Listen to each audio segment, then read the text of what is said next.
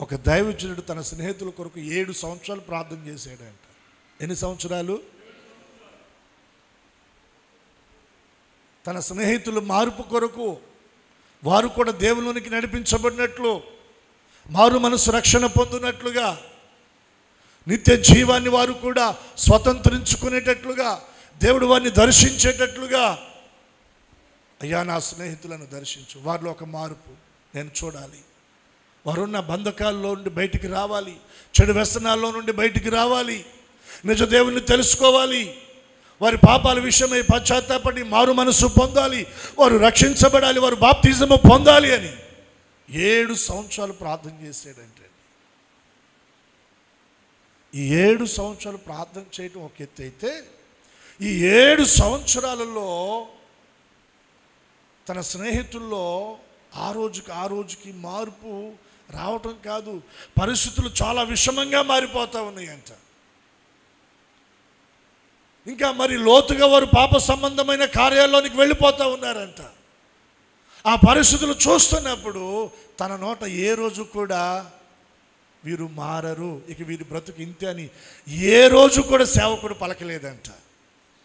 ఆ పరిస్థితులు గమనిస్తూ ఉన్నప్పుడు ఆయన చెప్పే మాట ఏంటంటే, వీరు ఎంత లోతుగా వెళ్ళినా నా దేవునికి అసాధ్యమైనది ఏది కూడా లేదు.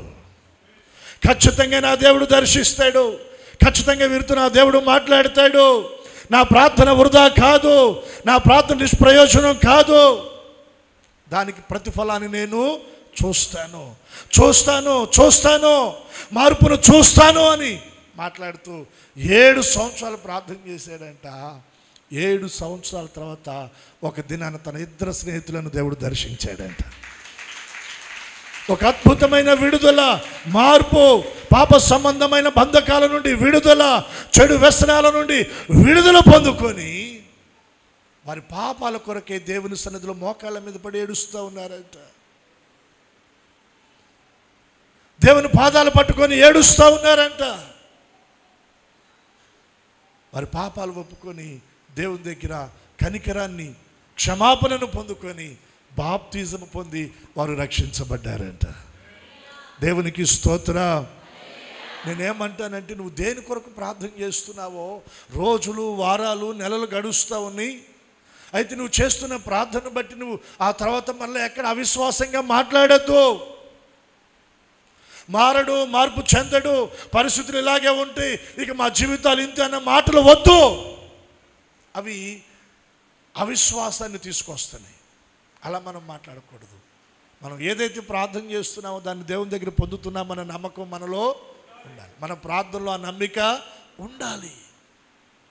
ఆర్థికంగా చితికిపోయావా? అప్పుల మధ్య నలిగిపోతున్నావా? నీ చేతుల కష్టార్జితం అంత వడ్డీలు పాలైపోతుందా? బయటికి రాలేకపోతున్నావా? ప్రభు దగ్గర ప్రార్థన చేస్తున్నావా? ప్రార్థన చేయి. ఆ ప్రార్థనలో ఏముండాలి? నమ్మిక ఉండాలి. ప్రభు అద్భుతం చేస్తాడు, ప్రభు విడిపిస్తాడు, నా చేతుల కష్టార్జితాన్ని ఆయన ఆస్వాదిస్తాడు. ఈ రుణకాడి నా జీవితంలో విరగొట్టబడుతుంది, ఆర్థికంగా నా కుటుంబాన్ని దేవుడు దీవిస్తాడని ఒక బలమైన నమ్మిక మన ప్రార్థనలో ఉండాలి. అలా మనం ప్రార్థన చేసుకోగలిగితే నిశ్చయముగా దేవుడు ఆర్థిక సమస్యలు, అప్పుల సమస్యల నుండి బయటికి తీసి ఆర్థికంగా దేవుడు మన కుటుంబాలను దీవిస్తాడు.